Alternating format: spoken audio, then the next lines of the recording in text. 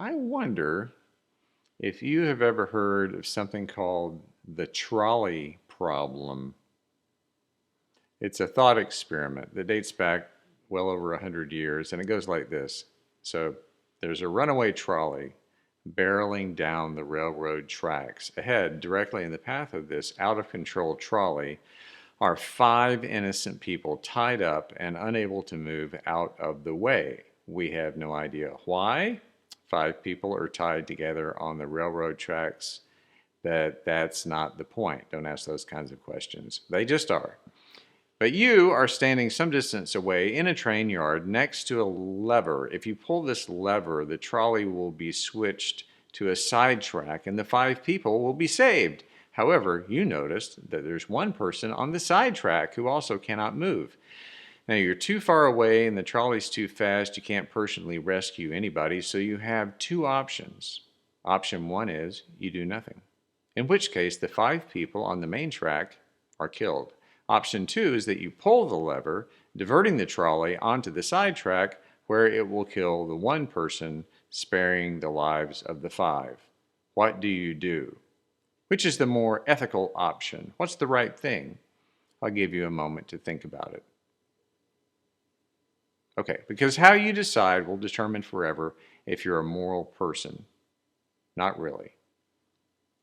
Okay, your time's up considering this. The right answer might seem obvious. The more you think about it, the trolley problem can twist your brain into knots. What if you knew that the five people on the main track, for instance, were convicted murderers, and the one person on the side track was a small child who would grow up to solve the climate crisis? Would that change your mind?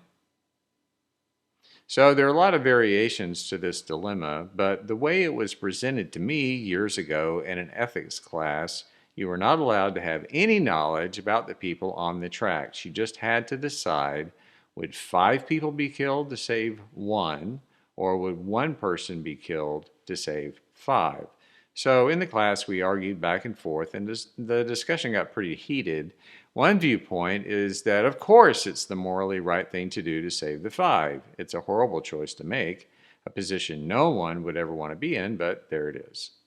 The other perspective is that there are already some morally bad things happening in this situation that are not your fault. So, if you do pull the lever, you're participating in this moral wrong, making you partially responsible for the death when otherwise no one would be responsible, other than maybe whoever tied those people to the tracks, but again, we can't do anything about that. So if you do nothing, then you're in the clear morally, right? Not so fast, bucko. If you don't pull the lever, what about your moral obligation to do something, anything, because you are present? You cannot pretend that you're not. And being able to change the outcome obligates you to participate. So the class ended and we all went home, and the teacher looked very satisfied with himself. He knew most of us would be up all night long mulling over the trolley problem, which he claimed was a moral dilemma that had no clear black and white solution. Most of the students disagreed with that, though. I think we all understood that it was a dilemma, but a line had formed between those in the class who would pull the lever and those who would not, and each side accused the other side of being morally corrupt. Until the next time the class met. The student raised his hand and said, "I know the answer to the trolley problem." The teacher said, "Okay, what is it?" The student said, "There's always a third option." The teacher replied, "Nope, sorry. The rules are you only have two options. You either pull the lever or not." And the student said, "But what if I choose to break the rules?" That in itself is a moral choice, and the trolley problem ignores that. Breaking the rules is a choice we always have. The teacher said, "Okay, if you broke the rules, then what would you do?" The student said, "I would throw myself in front of the trolley." I thought about the trolley problem recently when I read the news. Whenever I read the news, it's not a perfect analogy, but we all know that these days we're being told that socially, politically, and even religiously, we're all either on one thing or another. We're conservatives or we're liberals, and never the twain shall meet. News outlets and social media thrive on conflict to get our attention and to drive their revenue up. So it's no surprise we were being used by being told that whatever tribe that we feel that we belong to is inherently good, while the other tribe is inherently evil. Those are the rules. We're being fed a constant and carefully curated diet of information that affirms our moral superiority over somebody else's. That's not to say that there are not clear moral wrongs that should be righted. Systemic racism in our culture is real, and it's damaging to all of us socially, economically, and spiritually.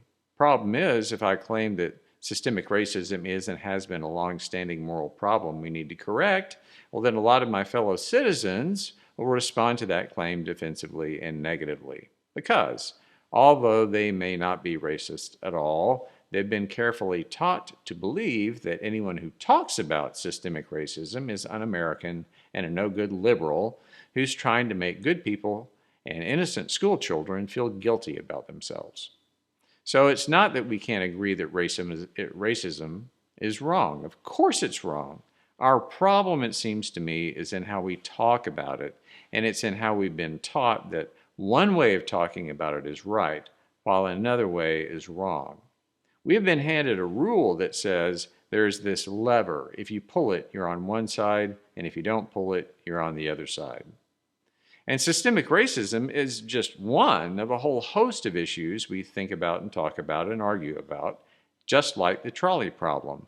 We get so focused on the need to claim moral superiority because we've bought into the belief that there's a hard and fast rule about how we perceive a problem and discuss a problem and find solutions to a problem.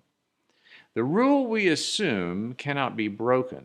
The lens through which we perceive reality is that there are only two options. We rarely ever consider that there may be a third option. We rarely ever think that rules can be broken or give ourselves permission to break them. Once a box of rules has been built, it's really challenging to think outside that box. In the very early years of the Christian movement, almost from the beginning, people fussed over rules, mainly who could be included in the movement and who could not, who was included in the embrace of God's love and who was not. The church in Galatia was apparently made up mostly of Jews, so it followed that they understood their faith as a new Jewish movement, so they were still beholden to traditional Jewish religious laws, dietary rules, rules about who you could associate with, rules about how you dressed, rules about the proper roles of men and women, and on and on and on. For them, and for many, if not most religions, your faith was defined by rules. There were two options, a right way and a wrong way. There was a lever.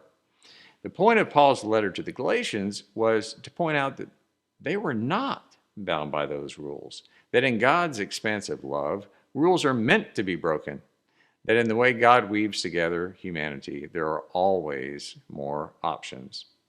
And that's often so hard for us to see, much less believe, day in and day out. Most of us, me included, are rule-oriented. We need order and stability, and change can be very scary. Even when the rules don't provide us with the best outcomes, either way, breaking the rules and thinking outside the box, that just doesn't come naturally. You might have read about a BBC radio broadcaster named Deborah James Penn's. Deborah had a large following and social media presence, and in 2020, she revealed to her listeners that 3 years after being diagnosed with advanced bowel cancer, she was cancer-free. But this past May, she posted on Instagram that her cancer had returned and she was now on hospice care. She wrote, "This is the message I never wanted to write. We've tried everything, but my body simply is not playing ball. My active care has stopped, and I'm now moved to hospice at home with my incredible family all around me. And the focus is on making sure I'm not in pain and I'm spending time with them." She said, "Nobody knows how long I've got left. I know we have left no stone unturned, but even with all the innovative cancer drugs in the world or some new magic breakthrough, my body just can't continue anymore. In over 5 years of writing about how I thought it would be my final Christmas, how I wouldn't see my 40th birthday, nor see my kids go to secondary school, I never envisioned writing the one where I would actually say goodbye. I think it's been the rebellious hope in me. She said, I don't think anyone can say the last 6 months has exactly been kind. It's all heartbreaking to be going through, but I'm surrounded by so much love that if anything can help me through, I hope that will. And then Deborah shared information about the cancer research charity she established. It's called the Bowel Babe Fund, which she described as the one thing I always wanted to do before I died. And she encouraged her followers to contribute in her honor and in her memory. Deborah's story is a tough one, a life or death scenario where there are no easy answers.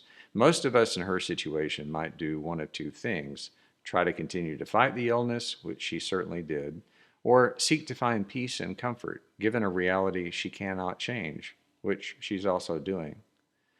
The difference is she then chose a third option, one that looked far beyond her immediate needs, even when it would be perfectly understandable to only focus on herself and her family.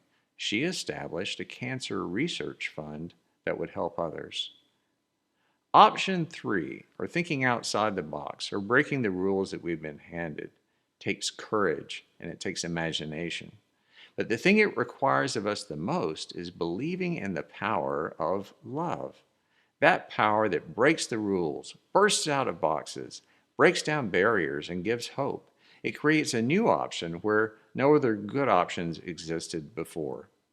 It's the power that's made real when we seek what's best and most loving for others.